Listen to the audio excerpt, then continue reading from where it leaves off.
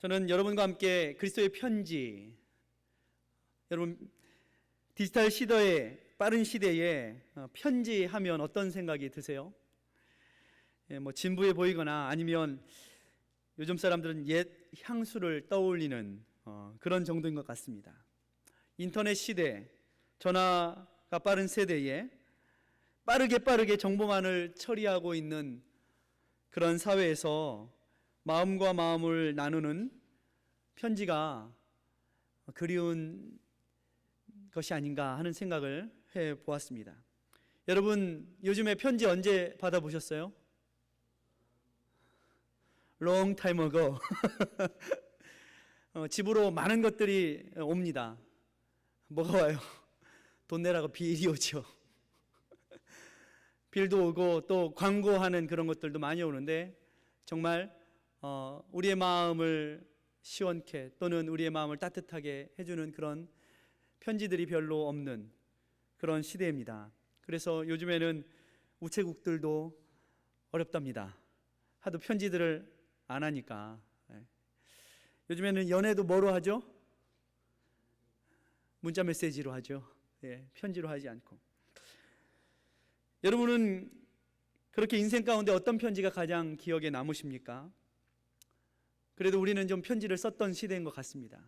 부모님께 드리는 부모님 전상서 하면서 이렇게 썼던 편지들, 또는 친구와의 우정의 편지, 또 연인과의 연애 편지. 생각해보면 여러분, 우리가 어떻게 그렇게 오글거리는 말들을 썼는지 손발이 오그러질 정도로 그냥 연애 편지 생각해보니까 그렇지 않습니까?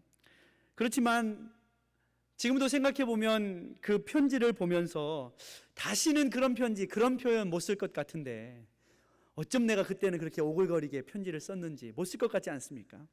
그런데도 그때의 편지들을 보면 새록새록 옛 기억과 감정들이 되살아 납니다. 좋은 것입니다. 연애 편지도 좋죠. 그런데 저는 개인적으로 가장 기억에 남는 편지가 있습니다.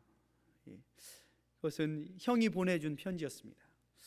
끝이 보이지 않는 터널과 같은 힘들고 어려운 가정 형편에서 형은 늘 삶 속에 최선을 열심을 다하는 의지의 사람이었습니다.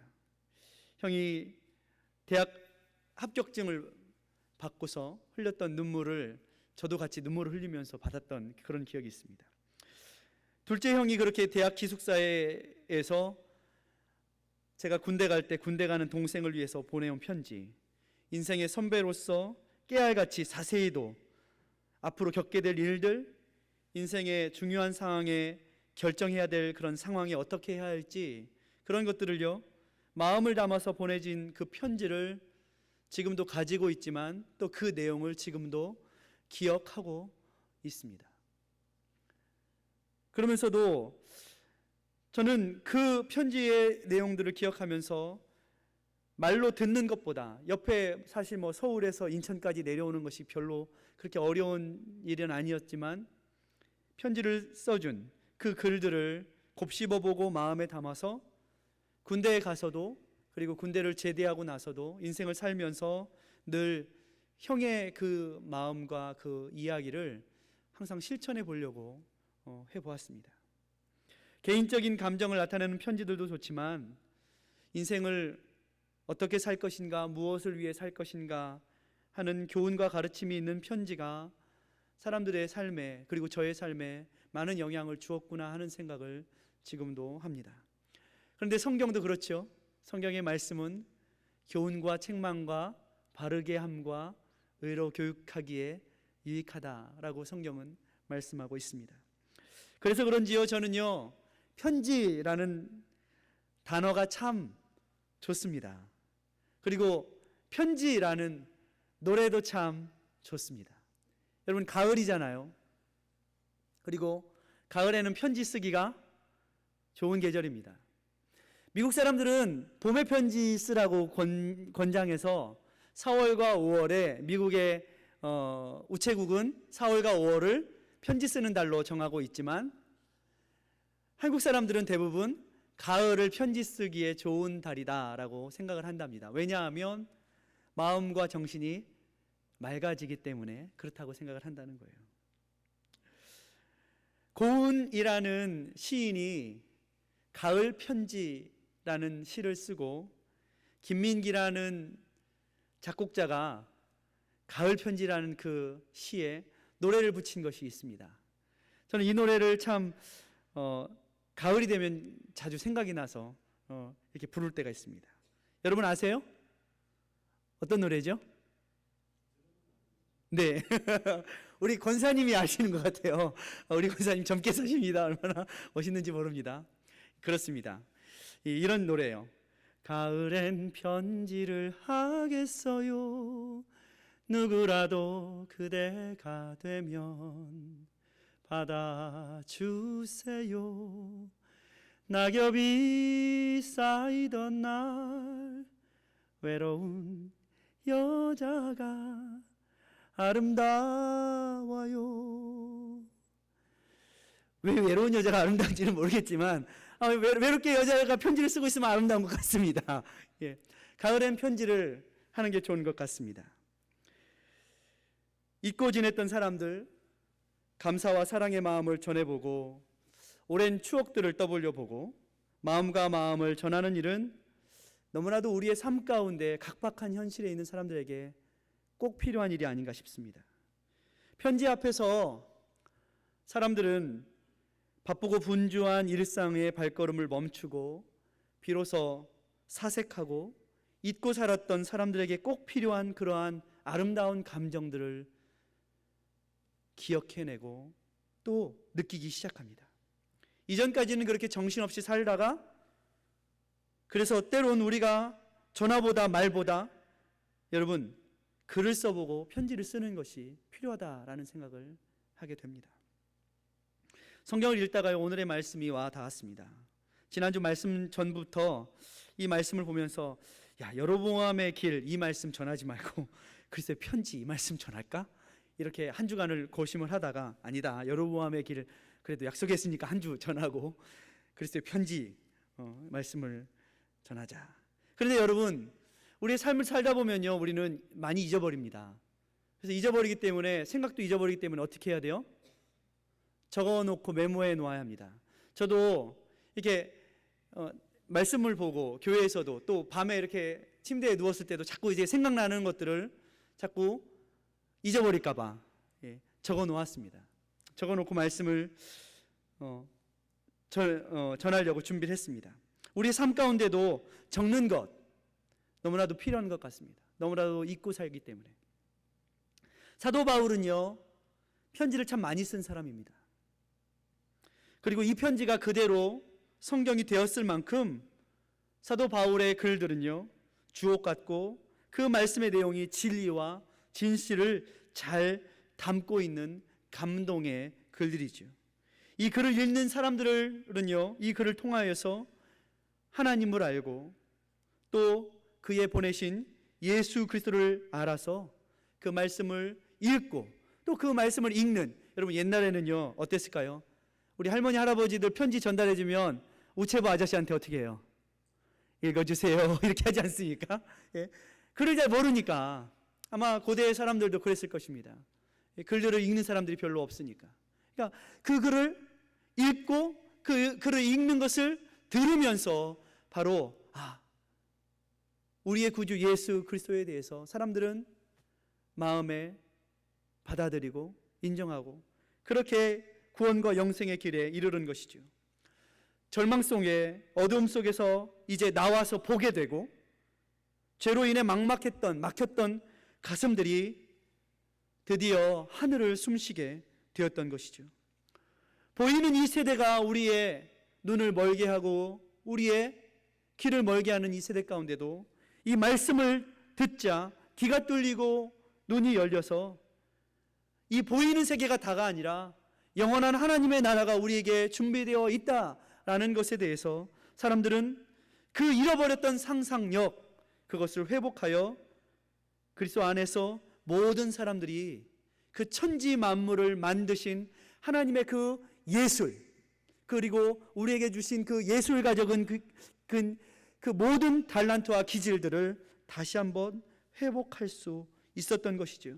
바울은 글들을 써내려가고 그 글들을 사랑하는 사람들, 고린도 교인들에게 오늘 보내고 있는 것입니다. 이것이 오늘 말씀 고린도 후서입니다. 고린도 교회 성도들은요, 오늘을 살고 있는 우리의 모습들과 전혀 다를 것이 없었습니다. 많은 거짓 교사들이 있었고 의문과 분쟁, 시기와 질투로 예수님의 가르침에서 그 안에서 감격하고 감사하고 만족하고 기뻐하는 삶들보다는 교만과 게으름과 타성에 젖어서 자라기를 멈춰서고, 그리고 민감하게 하나님의 말씀에 반응하기보다는 그저 하루하루의 일상의 타성에 젖어서 하루하루를 무료하게 살아갔던 고린도 교회 사람들이었습니다. 그래서 사도 바울은 편지하고 있습니다. 예수 그리스도에 대한 사랑을 다시 한번 깨우치려고, 그리고 전달하려고, 그리고 그들의 마음에 잃어버렸던 그 사랑의 불을 다시 붙이려고, 그리고 오늘 우리에게 바울은 일깨워주고 있습니다. 첫 번째 나눌 것은 이것입니다. 사도 바울은 우리에게 뭐라고 말하고 있습니까? 너희가 우리의 편지라. 우리의 마음에 썼고 무사람이 알고 있는 바라. 그리고 1절에 우리가 다시 자천하고 어떤 사람처럼 천거설을 받을 필요가 없다, 이렇게 성경은 말하고 있습니다. 여러분 어떠십니까? 여러분은 편지의 삶을 살고 계십니까? 여러분을 보면서 누가 좋아합니까? 여러분을 보면서 누가 기뻐합니까? 여러분을 보면서 정말 만족해하고 잃어버렸던 그 애틋한 사랑을 다시 한번 기억해내고 있습니까? 여러분이 편지라면 무엇인가를 담고 있어야 합니다. 뭘 담으셨습니까? 무슨 내용을 담으셨습니까? 물론 편지를 받아보았는데 편지지는 이쁘고 화려하고 멋진데, 편지 봉투도 멋진데 딱 뜯어봤더니 내용이 별게 없는 편지들도 있습니다. 기대하고 뜯어봤는데 별게 아닌 게 있어요. 여러분, 편지가 감동을 주려면 편지에는 내용이 있어야 합니다. 편지는요, 담고 있어야 돼요. 진실을 담아야 돼요. 거짓이 아닌 진심과 사실을 담고 있어야 감동을 줄 수 있습니다. 그 글들 속에 그 사람의 감정과 그 사람의 말하고 싶은 것이 다 느껴져야 그 편지를 받고 감동할 수 있습니다. 그러므로 편지는요, 단지 글이 아닙니다. 편지는요, 그 안에 그 사람의 인격과 그 사람의 모든 삶이 담겨져 있는 것입니다. 사도 바울은 글을 쓰면서 그저 하기 좋은, 편하게 빨리빨리 사실이나 또는 빨리빨리 어떤 정보를 전달하려고 빨리빨리 해결하지 않습니다. 우리는 어때요? 글 쓸 때 빨리빨리 해결하자, 빨리빨리 정보를 전달하자, 그렇게 하면서 살아가고 있는 세대 아닙니까? 그러나 우리는 때로 이 글들을 보면서 멈춰서야 될 때가 있습니다. 내가 너무 편리로, 편의로 살아가고 있지 않는가? 내가 정말 무엇인가를 담으면서 살아가기보다는 그냥 편리하게만 살려고 하고 있지 않는가? 사람이 자기의 감정을 표현하는 데는 여러 가지 방법이 있잖아요. 말로써 표현하기도 하고, 몸짓도 있고, 오늘 편지처럼 글도 있고, 때로는 눈빛으로. 여러분, 우리의 바람이야 늘 가까이 두고 보면서 말로써, 몸짓으로서, 눈빛으로서 표현하고 싶지 않습니까? 그런데 정말 사랑하는 사람이 그럴 수 없을 때, 가까이 둘 수 없을 때, 내가 정말 사랑하는 아들이, 사랑하는 자녀가 저 죽음의 전쟁터에 가 있을 때 우리는 어떻습니까? 평소처럼 가까이 앉아서 눈을 맞출 수도 없고 등을 쓰다듬을 수도 없고 표현할 수도 없지만, 그렇기 때문에 내가 표현하고 있는 이 편지 한 장은 훨씬 더 귀하고 훨씬 더 간절하게 되지 않습니까? 사도 바울도 고린도 교인들에게 편지하면서 어땠을까요? 그들에게서 들려오는 안타까운 소식들을 들으면서 어땠을까요? 당장 뛰어가서 말해주고 싶은데, 당장 달려가서 그들을 눈에 맞대고 그들에게 말하고 싶고 그들에게 몸짓으로 표현하고 싶고 그들의 등을 두드려주고 싶은데 그럴 수 없기 때문에 사도 바울은 지금 편지 쓰고 있는 거예요. 더욱 간절하게, 절실하게, 안타까운 마음으로. 여러분도 편지 써보셨지만 좁은 편지지에 내 마음을 다 담을 수 있겠습니까? 다 담을 수 없기 때문에 우리는 어때요? 편지 쓰기 전에 어때요? 그냥 누런 종이에다가 여러분 편지 쓰십니까? 그런 적도 있어요. 우리는 보통 편지 쓸 때 부모님 정상서, 부모님께 쓰는 편지는요 고르지도 않고 그냥 하얀 데에다가 이렇게 쓰는데, 사랑하는 연인들에게 편지를 보낼 때는 어때요? 편지지를 고릅니다. 예쁜 편지지부터 어떻게 하면 마음을 전할까 하면서 편지지를 고르고 편지 봉투도 골라서 편지를 쓰지 않습니까? 왜일까요? 그 안에 정성을 다하는 것이죠.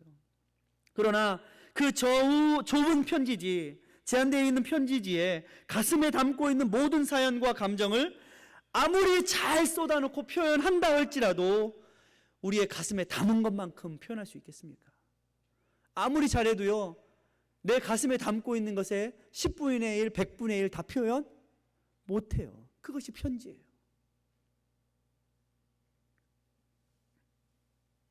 그래서 우리는요, 편지 몇 문장 쓰다가 어때요?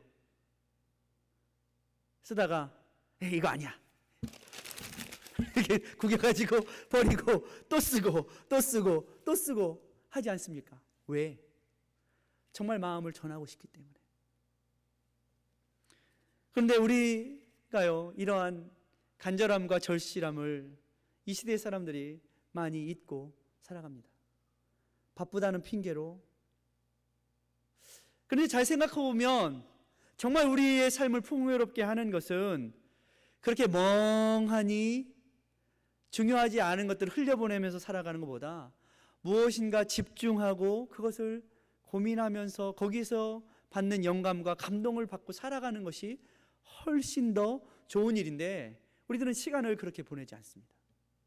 뭔가 집중해서 글을 써보려고 하지 않고요, 대충 귀찮다는 듯이 살아갑니다. 우리는요, 그렇기 때문에 다시 한번 우리의 삶을 돌아봐야 합니다. 그리고 사도 바울이 우리에게 말한 것처럼 너희가 그리스도의 편지다, 그러므로 편지처럼 살아가야 되지 않겠느냐 라는 이 말을, 이 권면을 다시 한번 들어야 합니다. 예수 그리스도로 말미암아 여러분 마음속에 가슴 절절한 사연들이 있으십니까? 여러분 마음속에 절실함과 간절함이 있습니까? 정말 가슴에 있는 것들을 다 표현하기에, 하나님께서 주신 그 사랑을 다 표현하기에는 내 삶이라는 이 편지가 너무나도 편지지가 부족하다라고 생각하면서 살아가십니까? 주님을 향할 갈망 때문에, 그분이 주시는 위로와 소망 때문에 여러분 밤잠을 못 자 보셨습니까? 아니요, 저는 눕기만 하면 10초 내에 잘 잡니다. 그 축복입니다. 축복이지만 때로는 우리가 그 하나님이 주시는 감동 때문에, 때로는 그 생각이 가지를 잇고 줄기를 이어서 그것에 정말 감동할 수 있는 우리의 삶들이 있어야 될 것입니다.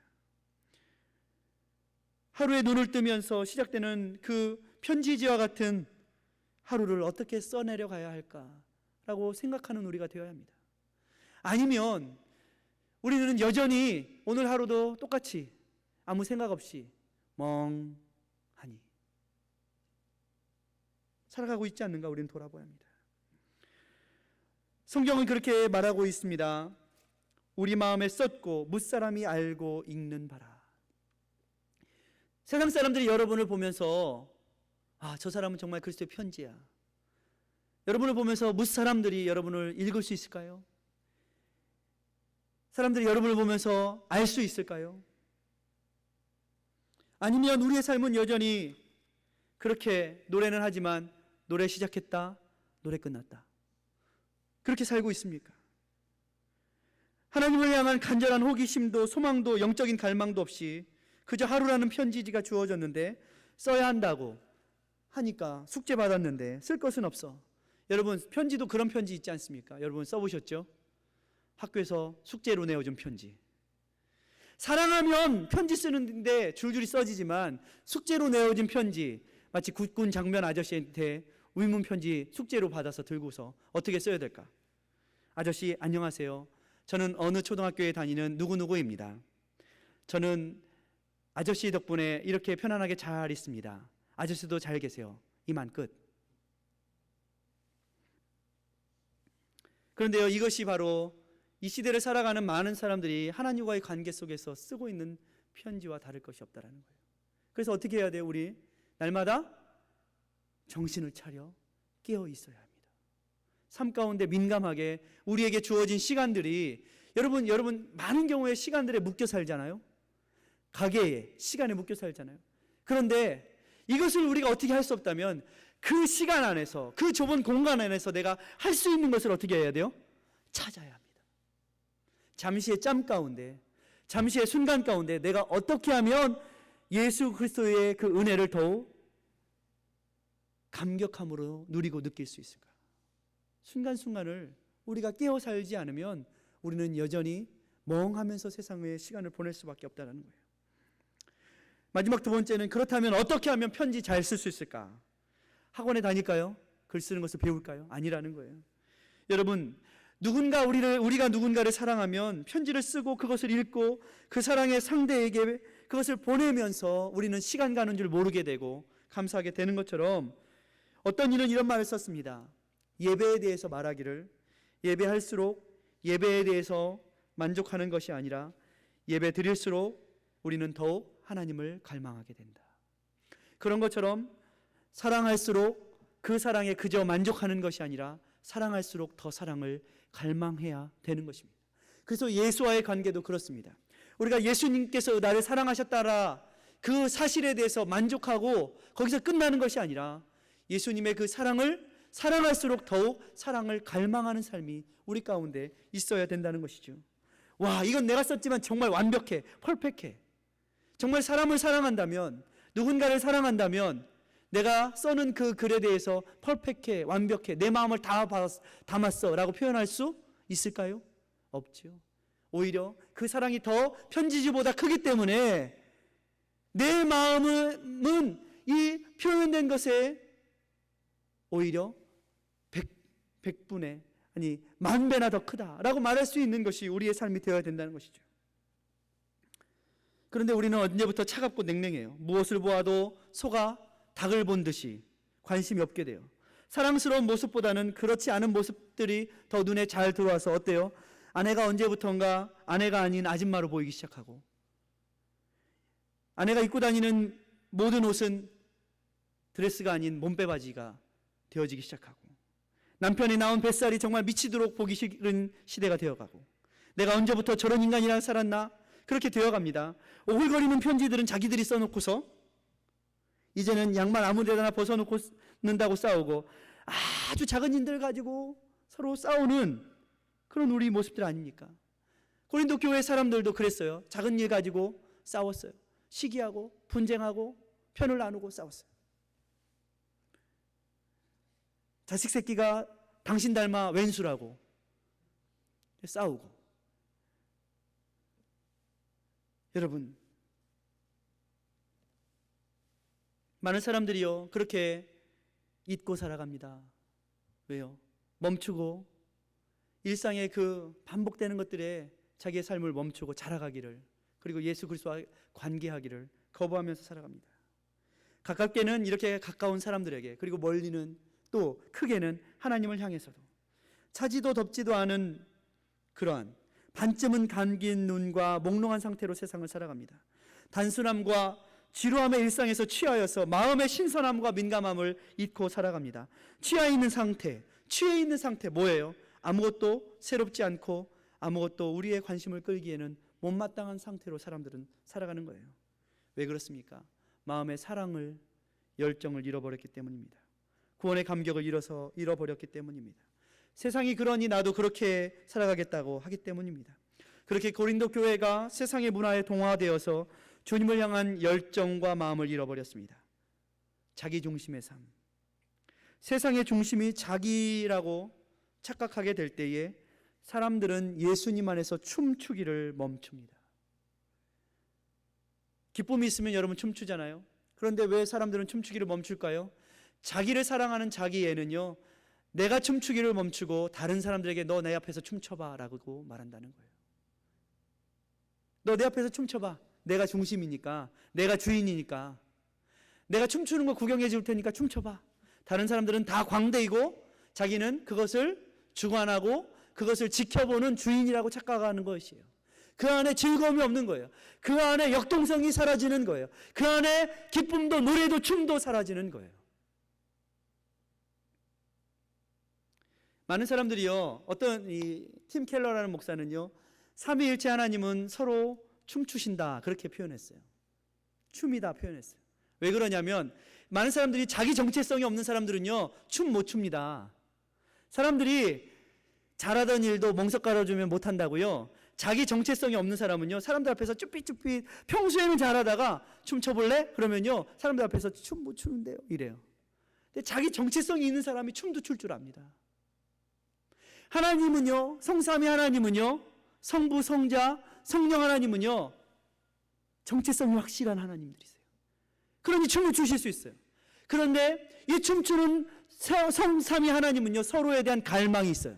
어떤 갈망? 사랑. 그 사랑은 역동성을 부여해서 성삼위 하나님이 서로 손을 잡고 춤을 추신다라고 팀 켈러 목사는 말하고 있어요. 오고 가는 사랑 때문에, 그 에너지 때문에 그 사랑이 춤추게 만들어요. 그런데 우리가 그것을 잃어버리면 나에 대한 정체성도 잃어버리고 춤추는 것도 잃어버리게 되어 있습니다. 여러분은 춤추고 계십니까? 여러분의 삶 가운데 노래하고 계십니까? 아니면 지겨워 죽겠습니까?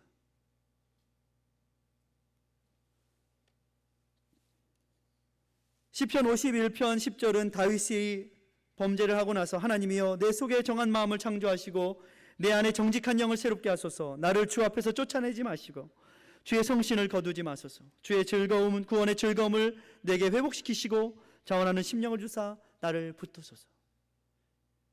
무엇입니까? 자기 중심의 죄 가운데 빠지면 구원의 감격도 정한 마음도 정직한 영도 사라진다는 것입니다. 그래서 우리는 어떻게 합니까? 편지를 써야 되는 거예요. 내 중심의 삶에서 갈망하고 나누고 또 표현하는 그런 삶으로 나가야 하는 것입니다. 가진 것이 없으면 표현할 것이 없습니다. 내가 주님 안에서 느끼고 예수 그리스도에 대한 감사와 감격을 내가 경험하지 못하면 표현할 것이 없어요. 편지 쓸 것이 없어요. 그래서 먼저는 어떻게 해야 돼요? 예수님과의 사랑에 빠져야 합니다. 그래야 편지를 쓸 수 있는 것입니다.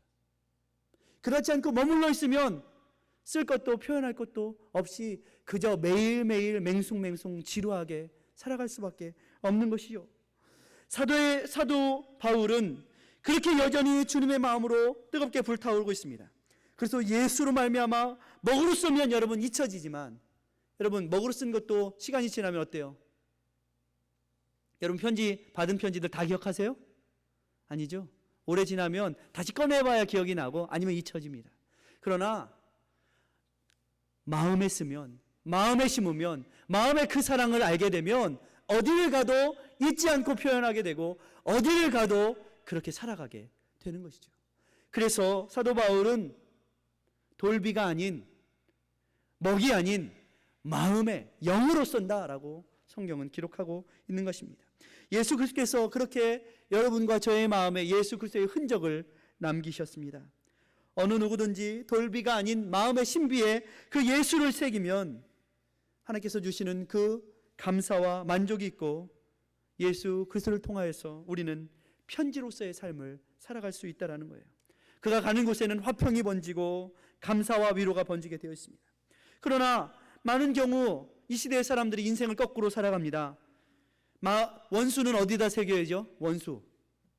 원수는 물에 새기고 감사는 돌에 새기라, 이런 말이 있어요. 그런데 우리는요 어떻게 해요? 감사는 물에 새기고 원수는 가슴에 꾹꾹 새기잖아요. 잊지 않아요. 거꾸로 사는 거예요. 여러분, 그래서 예수를 마음에 새기십시오. 그럴 때 여러분이 내 삶이 사람들로 하여금 편지가 되어서 사람들이 보고 들을 때에 여러분을 통해서 위로받고 또 여러분을 통해서 감사하게 되는 것이죠.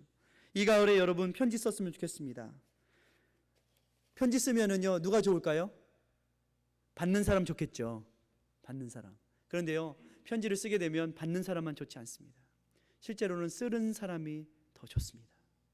편지를 쓰면서 여러분 나의 마음이 훈훈해지고 나의 마음이 감사치 못했던 것들을 기억하게 되고 편지함으로 나의 마음이 그 사람에 대한 사랑으로 더 불타오르게 되기 때문에 그렇습니다. 한 문장 한 단어 한 단어 한 문장 한 문장 써가면서 우리가 새롭게 될 것이고 우리 주변에 널려있던 모든 분주한 일들이 정리가 되게 될 것이기 때문에 그렇습니다. 예수님께서는요, 우리에게 직접 편지는 쓰지 않으셨지만 그러나 하나님의 사랑의 편지임을 몸소 보여주셨습니다. 우리도 그 예수님을 마음에 품기만 하면 우리도 편지 될 수 있다라는 것입니다. 가는 곳마다 여러분 화평을 전하고 자유를 전하고 주님의 사랑의 구원의 메시지를 저와 여러분이 전해야 하는 것입니다. 이사야 선지자는 이렇게 표현하고 있습니다. 좋은 소식을 가져오며 평화를 공포하며 복된 좋은 소식을 가져오며 구원을 공포하며 시온을 향하여 이루기를 내 하나님이 통치하신다 하는 자의 산을 넘는 발이 어찌 그리 아름다운고. 저 여러분 이러한 편지로서의 삶을 이 가을에 살아가시기를 주의 이름으로 축원합니다. 기도합니다. 사랑해 주님 감사합니다. 너희가 우리의 편지라 우리 마음